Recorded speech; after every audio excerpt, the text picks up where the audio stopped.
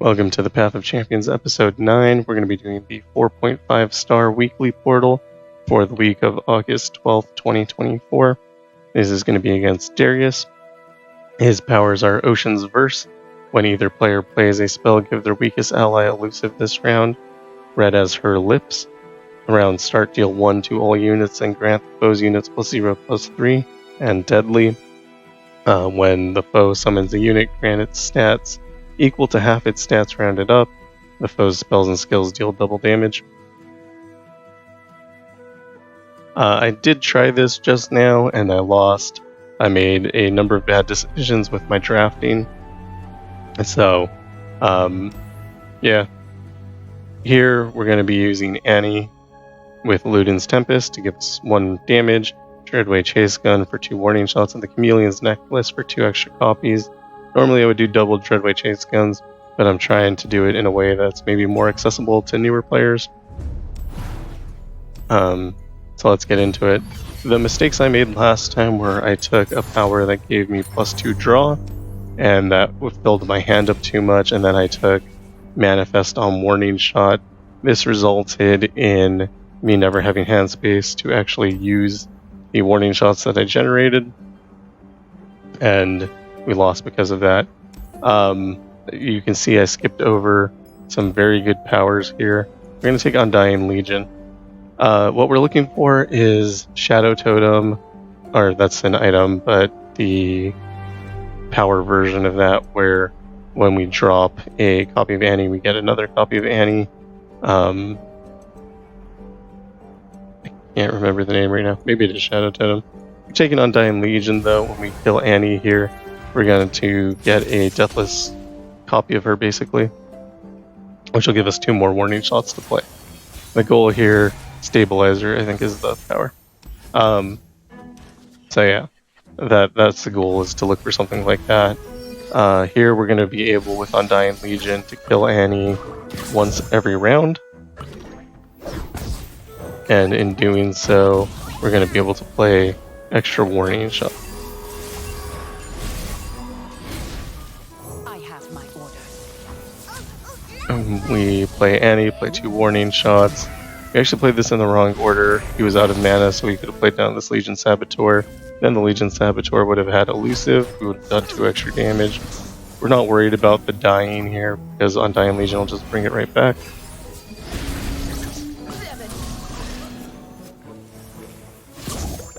We also do have to be careful on playing low hit point units.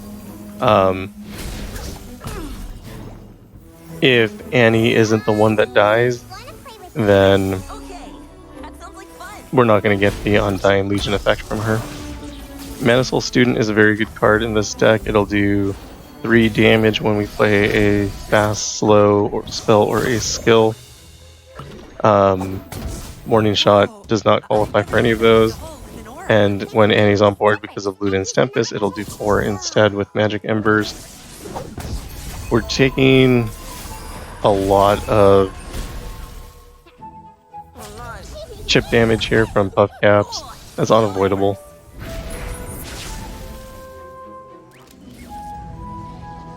But we do have Guile in hand, which will also proc that Magic Embers.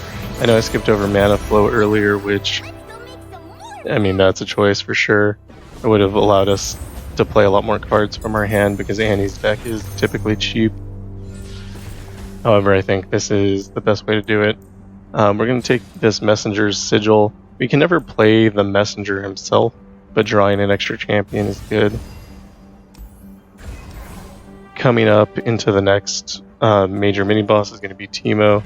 So, I mean, we can play the Messenger as long as we're not filled with Puffcaps. We can take Shen here for Spirit's Refuge. That'll give us a little bit more sustain. We're out of reroll, so we have to take one of these choices. The other option would be Bladed Caretaker. Bladed Caretaker will let us kill a unit, in this case usually Annie, and get 2 saplings as blockers. I like that idea. And we're going to take the item chest, so we have to go through Vekauran Vagabond. Vekauran Vagabond is only difficult if it starts playing its instant sentries, which happens, I think, when it has, I don't know, around 6 or so, when it has 6 mana gems. So we play Annie down, play 2 warning shot. It does, I think it can go infinite, basically. We'll use Blade Caretaker like we said. And this will proc Undying Legion on Annie. It'll also give us 2 units that we can try to create to be elusive or do just a little extra damage onto these units. He has 2 Fearsomes out right now, which are going to be unblockable for our deck. So we're going to hope to stun at least one of them. We're going to lose our Bladed Caretaker here. Undying Legion will bring it back, but it doesn't actually help us at all. Must be nice living off stolen coins. And we're going to stun one of the Fearsomes. We have 2 blockers, so we'll be able to block the 12 damage. Like I said, we can't block that 5 from the Fearsome. We did draw into second Annie, which is good. I was considering not blocking with Annie and taking 6 extra damage there. And the reason for that would have been to let Undying Legion finish off Annie so we could get 2 more warning shots. By drawing second Annie, we don't have to make that decision. We play Mana Soul Student so that we can take advantage of Magic Embers here with Guile. Doesn't matter what we stun, the goal is just to get the 4 damage from Guile. And then that makes Annie elusive, which gives us, I was going to say 5 damage from his attack, but he can block. So Annie's going to die here, which should create us a second Annie from Undying Legion. And we'll just use another warning shot. So obviously Undying Legion is going to pay off really well for us here. If you get Deathless on Annie, if you get Stabilizer, if you get Shadow Totem, the games are going to look the same. Because you're mostly just getting 2 uses out of her.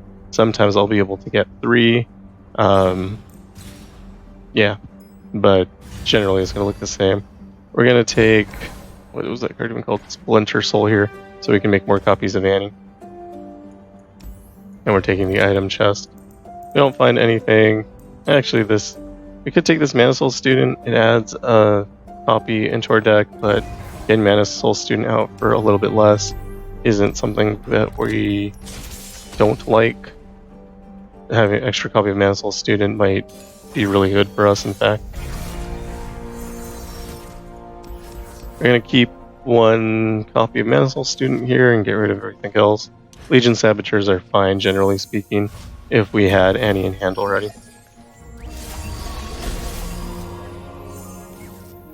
So we're going to drop down Annie. New recruit reporting in. Play 2 warning shots. And attack. The next round, what we're looking at doing is stunning one of their units. If we can get Mana Soul Student down first, great. I don't think we'll be able to. We'll probably use Spellslinger to have a blocker.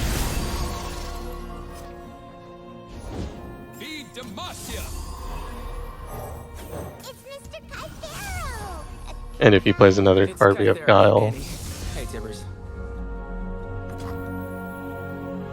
Okay, he's just letting the round end. In a situation like this, I could play Messenger's Sigil to see if I'm going to get another Annie in hand. That might change what I decide to do. However, he's just letting the round end. We're not going to take any damage. We have to accept that. You get another Annie. This time we will play the Mana Soul Student down.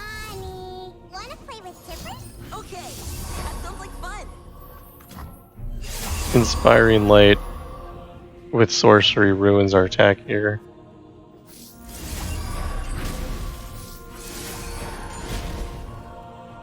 We have Natural Disintegrates. which means they're not, you know, Annie's champion spell here. So we can attack with Annie if we would like. Gonna play House Spider for more blockers first, though. That barrier, I think, is again something that kind of ruins our attack. But we're gonna attack with Annie. Annie won't die, but we can use Disintegrate to remove one of his units. Just having less to contend with next round. It also gave us some damage from the Magic Embers, and I mean, we could have used Guile to do that without attacking if we needed to. And it gives us a draw, though. So we have 4 damage in hand.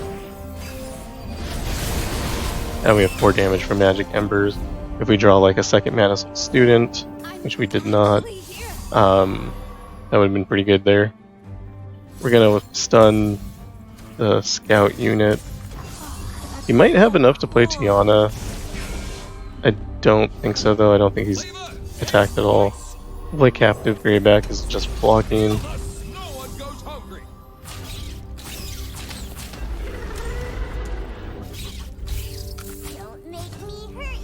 And I don't think we're going to get the Undying Legion proc here because I think we got the round start on this Spiderling. But removing Annie from the board still means we can play another Annie if we draw it, which we don't have the option to do right now. We could play Disintegrate to get rid of one of the units. I'm planning on winning this round. I think if I play Death's Hand, I win kind of regardless at this point. Like, I could target the strongest unit, and yeah, we still do 6 damage.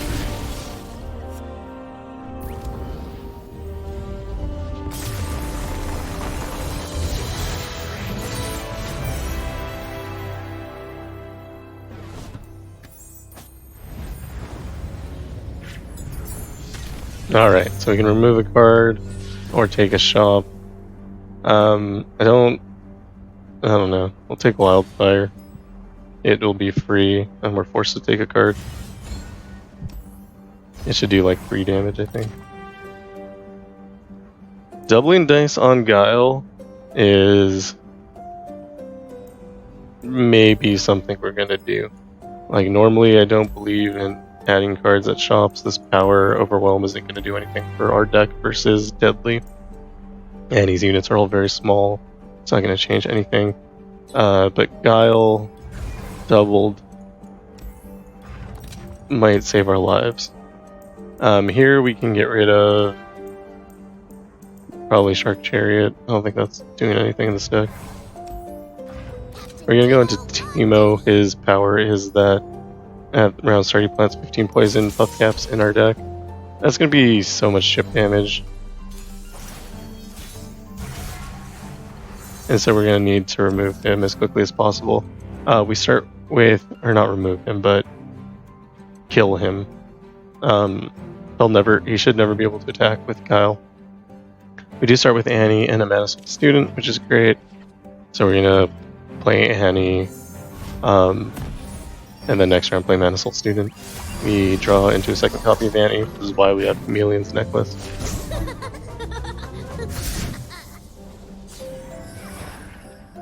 He does start with a Teemo on the board. Come on, Tipper. It's point time.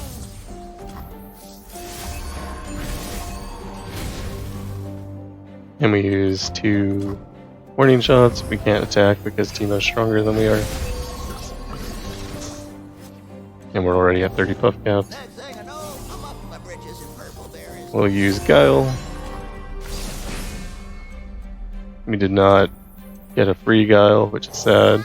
We can play Mana Soul Student here and use our non-created Guile. We did get a second Guile here, which is cool. Annie dies, and we get her Undying Legion Annie.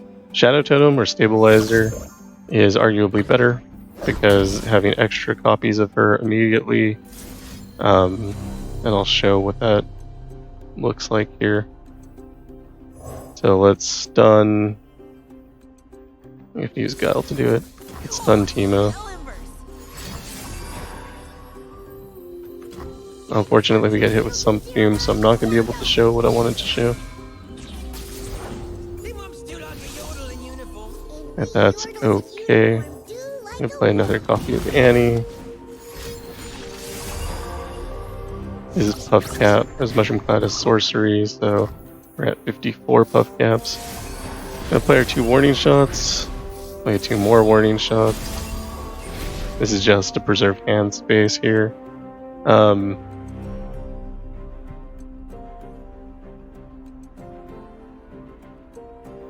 gonna play Guile. If we get 2 Guile, then we can stun his whole board, and I think we win the game. Didn't happen. So we can go ahead and just do this attack. He has to block something. Could have just attacked with Annie, that might have been a better call here.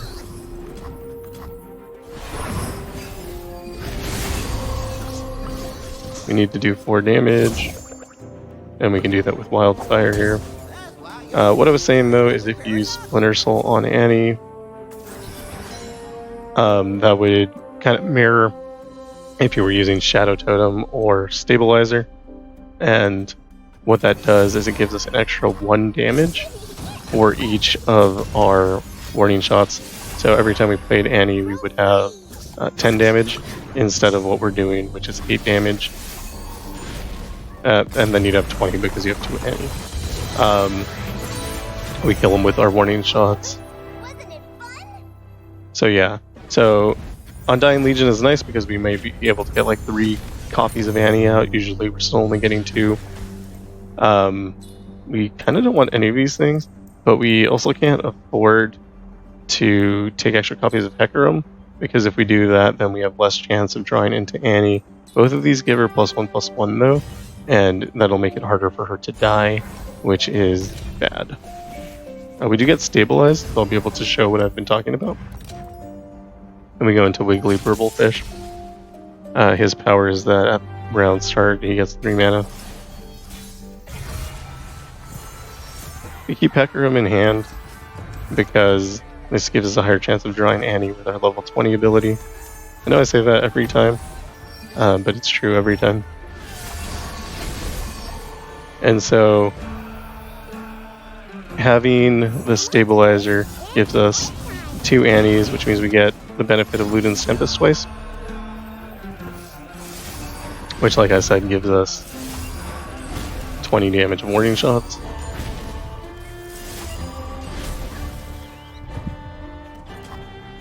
They use Tidal Wave, which is a weird choice. I kind of wonder if they have 2 of them in hand. Don't want to lose both Annies here. I do want to lose one of them though. And attacking like this, even if they block, won't kill one of our Annies, so we'll still get an Undying Legion. Since they decided not to block here at 6, our ephemeral Annie dies, Undying Legion brings it back, and then we do 10 more damage. At this point, we're feeling pretty secure. Wasn't it fun? I don't think the rest of the game will be problematic at all. As you can see, it went much faster. We're taking Legion Saboteur because it's cheap. It was also a good card. We don't take anything here. We don't want to add copies of anything to our deck. And we're going to go into the shop. We don't need that power. It's the best defense. It's not going to help us kill Annie, so we don't want it. We could take Go Hard, but that's just drain on a unit. We could take Ballistic Bot. Should be able to play it for free, and on round start we'll get an Ignition, which will do 3 damage. But mostly we're just looking to draw copies of Annie, so we don't want to increase the amount of cards in our deck. We're going to go for this champion item chest, which means going through Ethereal Remitter. I don't know if that's harder than Frostcoat Cub. I feel like Frostcoat Cub is probably more difficult, so avoiding that is also good.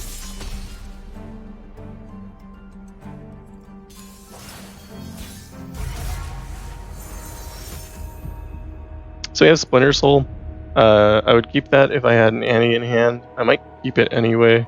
Definitely going to get rid of Legion Saboteur and Guile and keep Vekauran so that we have a higher chance of drawing into Annie.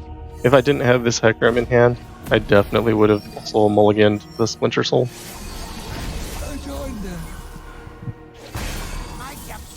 because if we don't get Annie, we're kind of dead. This Ethereal Remitter starts with Deathless, which means even though it kills itself, and it also has Staunch Defender, so it starts by summoning one from the deck, kills itself, and now he has like an 8/2 for free. That's just going to grow bigger because of the Red as Her Lips power if we can't do 1 damage to it, and we can't. So yeah, it's just going to grow bigger. What we do get to do though is 20 damage here. They don't have elusives, so they can't block. And then that Annie will die. And give us 2 more warning shots for 5 damage each.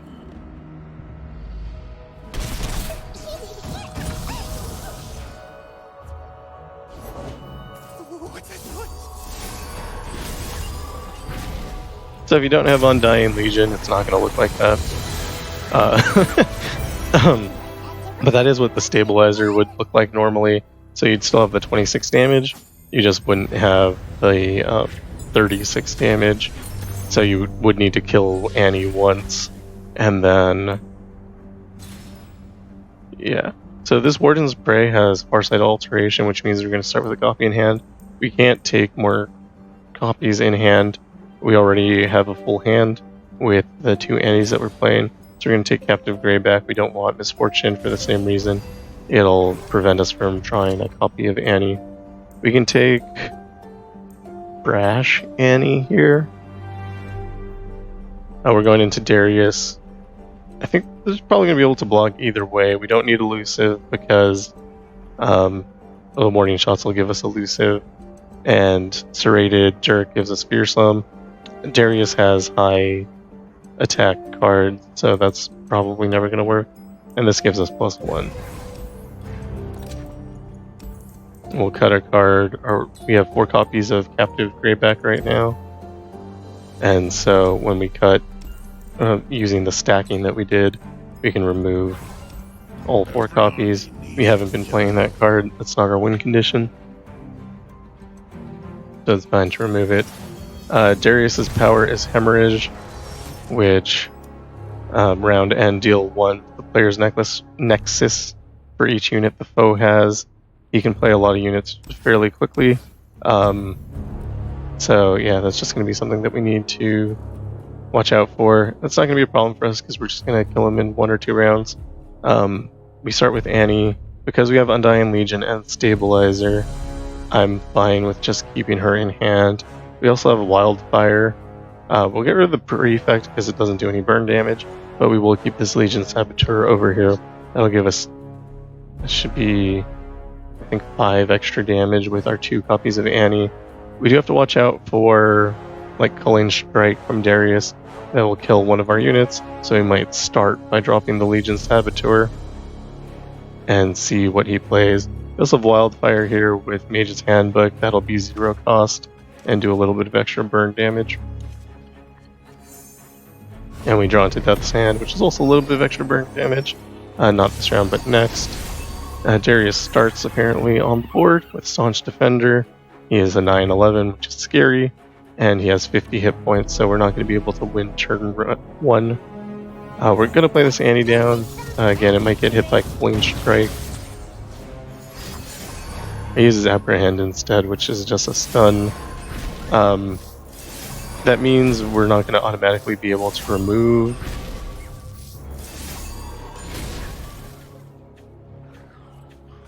On the attack, we also have a... okay, we have 2 problems. One, this Darius has the attack token now because Apprehend gives Rally. Forgot about that. Doesn't come up a lot. But 2, we can't attack because Darius exists as a blocker. However, we do have options. We have this Disintegrate here, which we could use. And we have Guile here, where we can stun him and then attack. I think that's what we're going to go with. The other option is we just accept that it's a thing that's going to happen and take damage. Get hit with a second Apprehend, which we are not concerned about. We got our doubling dice Guile, so if he plays another unit, we're not worried about that either. He's still not going to be able to attack.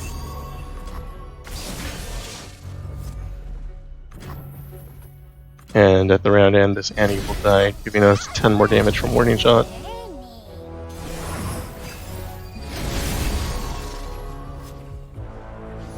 And here we're just going to try to live. So we're going to start by using 2 Warning Shots. Our Death's Hand is enough to get rid of this Legion Rearguard, but if we do that, we can't stun Darius. He might have more Apprehend in hand. If he does, that'll give him Rally, and we want to stop that 9 damage as soon as we can. Also stun this 8-9. We did draw an extra copy of Guile. I believe both these Annies are real, What's your favorite? so Don't make we'll get rid of them both anyway. We have an extra copy in hand. Okay, so one of them wasn't real. Or rather, both of them were real. They weren't spawned by Undying Legion. So, when we tried to kill her, we just got another copy, which is fine. We don't mind that. Here, we're just gonna attack and win the game.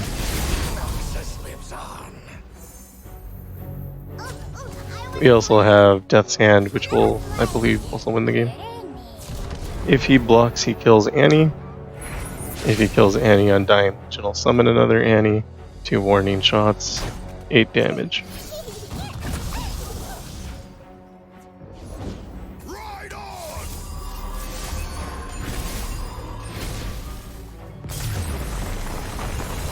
And that's it. So obviously Undying Legion was a good start, but you could do the same, like I said, with Stabilizer.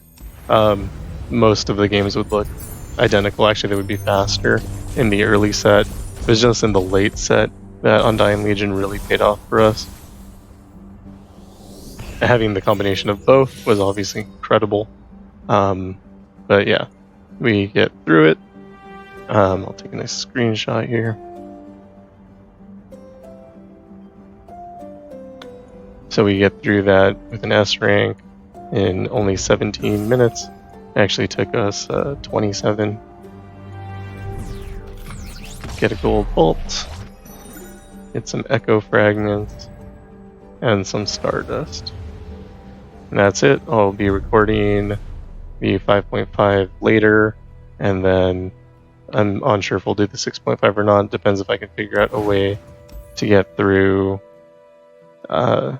Misbegotten Creation without Aurelian Soul. I'll probably record one with Aurelian Soul just to show that this doesn't actually matter or stop him at all. And then a more new player-friendly version.